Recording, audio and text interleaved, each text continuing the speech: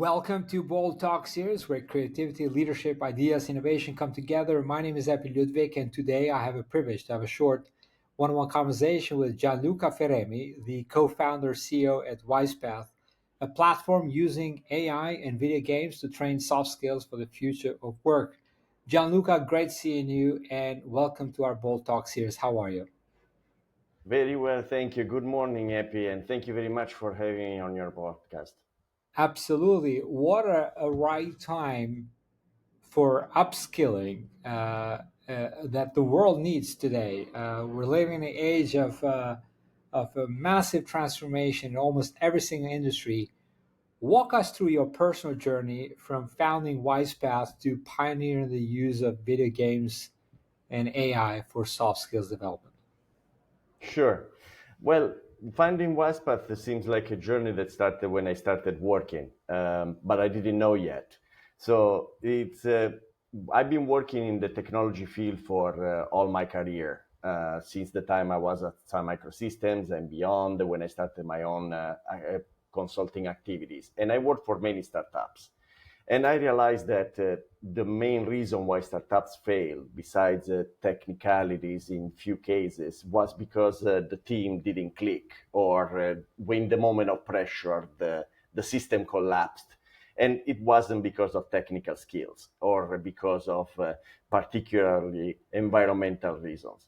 So the attention to soft skills started very soon. The opportunity to open Wisepath was when, together with my co-founder, which is in the United States, we began looking at the fact that was missing this aspect from any level of education and training.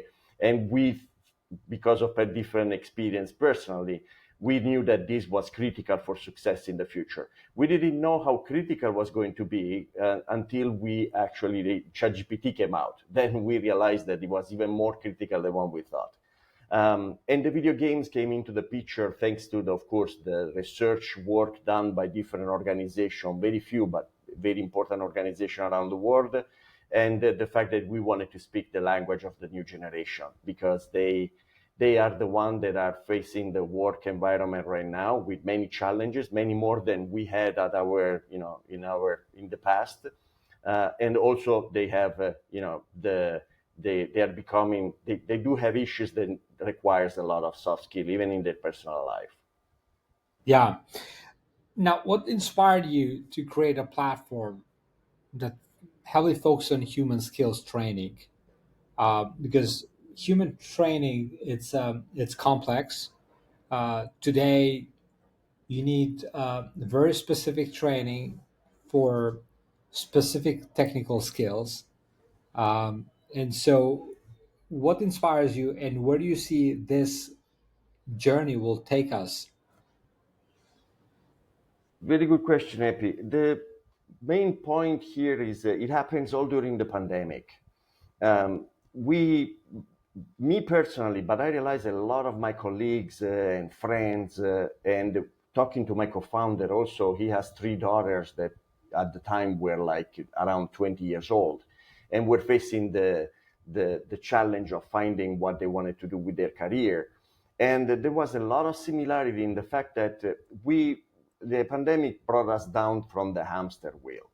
For a moment, we stopped and we realized that the old generation realized that, having breakfast with your kids is not that bad. And, bringing them or picking them up from school, having the time to do that, it's actually created some sense of family that we have completely lost because we were lost in our hamster wheel of work every day, every day. So the old generation started asking questions like, why am I doing this? Why am I working this work?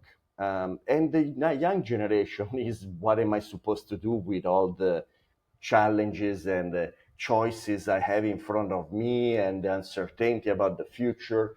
And when me and my co-founder started analyzing the situation, we realized that this had nothing to do with technical skills. It wasn't about, lots of people was good at learning JavaScript or law, but they just didn't know if they wanted to do either one or the other. And for the old people, the same. It wasn't a question of technical skill. It was a question of the level of well-being inside the company. And so when we analyzed the situation, we realized that nobody was teaching this at any level, despite the complexity of it. Nobody in the school, nobody speaks about this. At work, nobody trained about this. And this where, when we started doing some research, we realized that this is 90% of the reason why a person gets fired. Or in my experience, as I mentioned before, it was 75% of the reason why a startup failed.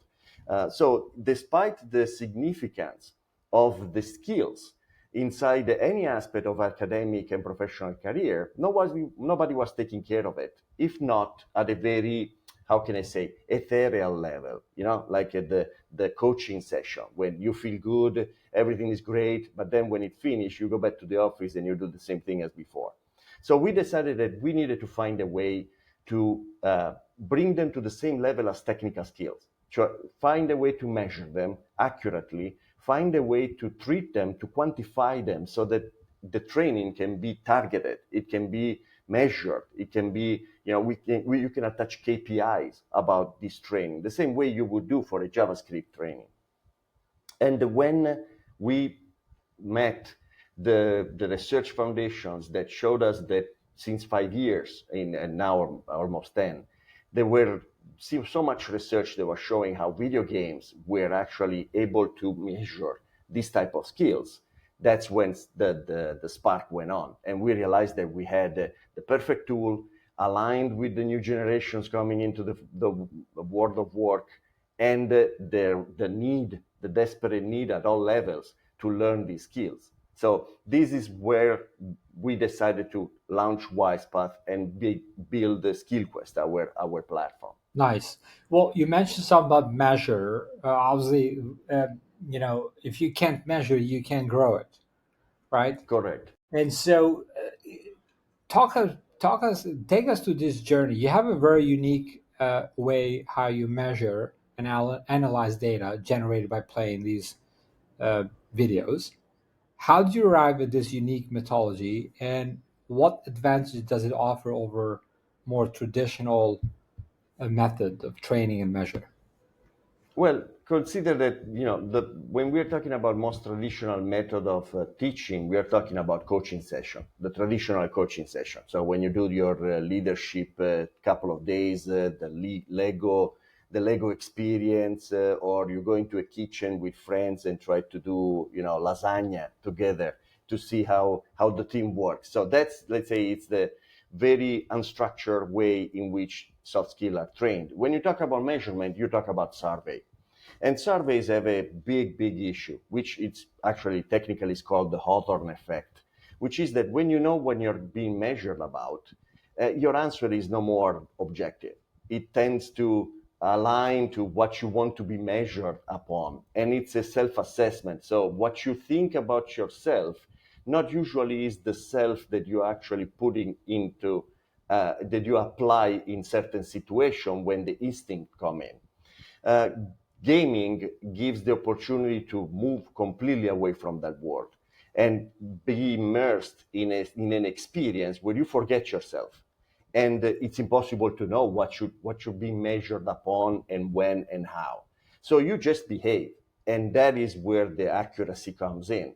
We are able to see how you're behaving. We actually measured your your game style, so how you play a certain game, how you face certain solutions. And based on that, we realized that you rely upon, I don't know, critical thinking versus complex problem solving. And that's where the measurement becomes really effective. It's, The Right, sorry. yeah, no, go ahead. Do you have anything to say, Gianluca? Oh no, yes, no, I was saying yes. I was saying that the playing the video games, it removes that issue. On the other side, it's an entertaining way of doing the thing. It's no more like the 200 question, the Myers Briggs, and it's very flexible. The point, what I wanted to add, that sorry, the mishap, but what I wanted to add is the point is that we sit on top of a data lake, an enormous data lake of behavioral data, which is the gaming data, but nobody uses it.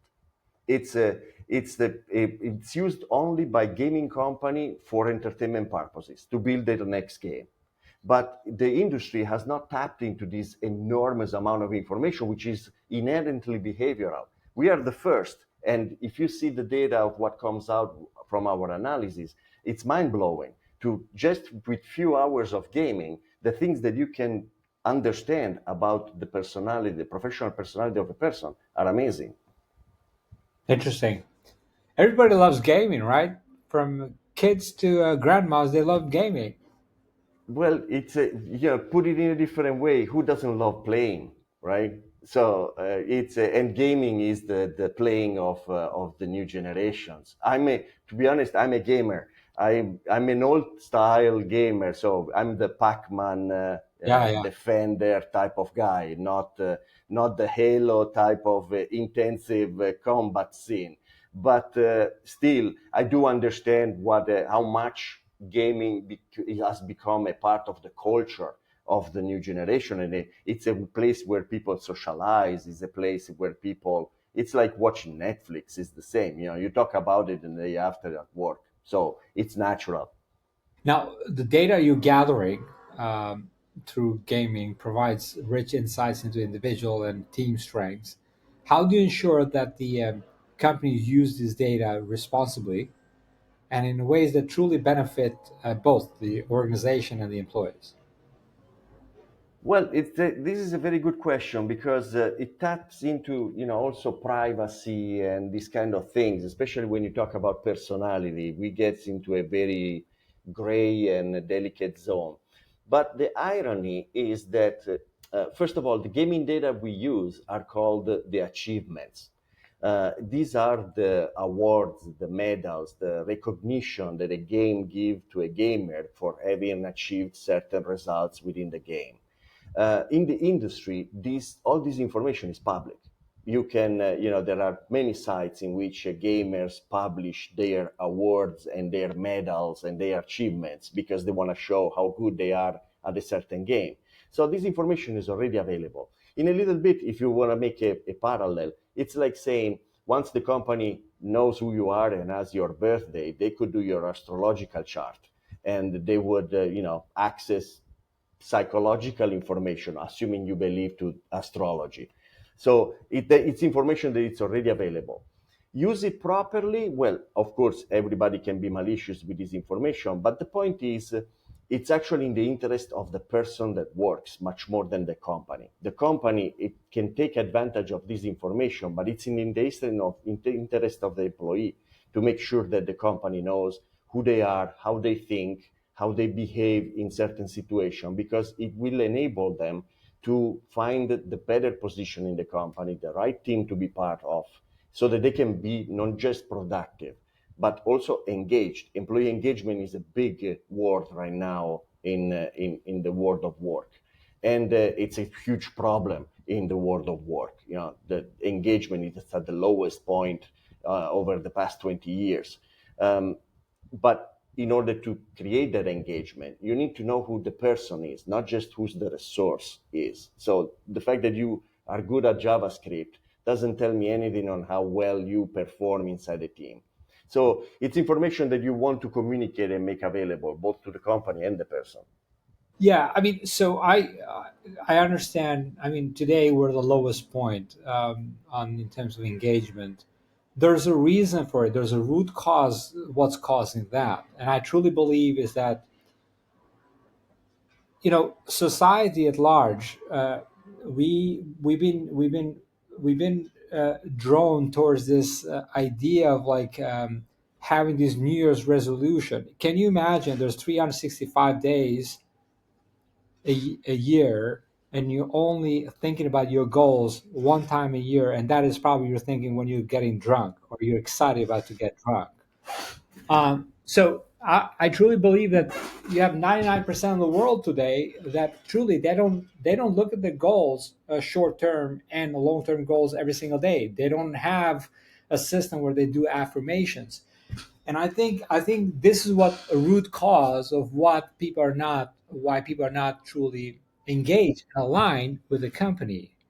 And I think the companies that truly provide a certain training, understanding first better, uh, understanding them better, like who they are and about the company, but also individuals. They need to understand themselves who they are and where they want to go.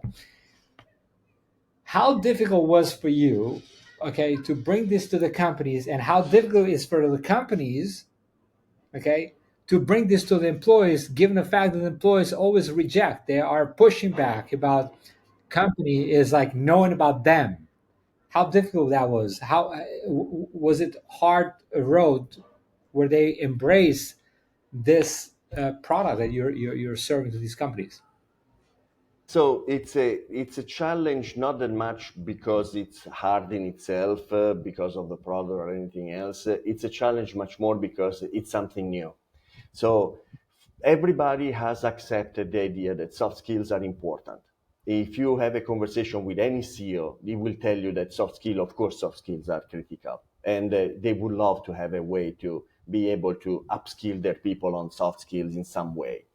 The issue on the management, the company management side, is the KPIs. Is that this type of training is new, and the KPIs are still, we haven't found yet the math that shows you how the soft skill impact on your productivity and your profitability and other performances of the company. At a very high level, there is plenty of research that shows that the impact is positive. But for your own company to understand that, like, I have $10,000? Do I put it on a JavaScript course, or do I put it on a leadership course for my company?